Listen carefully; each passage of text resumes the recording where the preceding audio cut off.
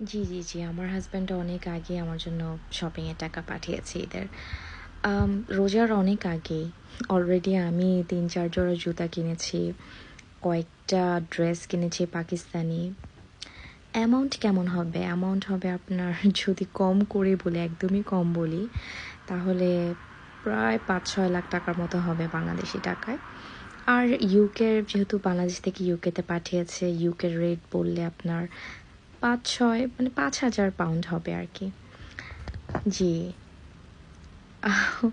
না এখন আসলে এখন ফেসবুকে অনেক পোস্ট দেখছি যে মানুষের হাসব্যান্ড নাকি ফ্রান্স, ইটালি এখানে ওখানে থেকে মানে মেইনলি বিদেশ থেকে কামলা খেটে টাকা পাঠায়, বউ দেশে উড়ায়। আর আমার হাসব্যান্ড তো আসলে বিদেশেও আসা লাগে না, বাংলাদেশ থেকে আমার জন্য পাঠায়। আর আমি তো খুব কমই বলেছি, আরও হিউজ পাঠায়।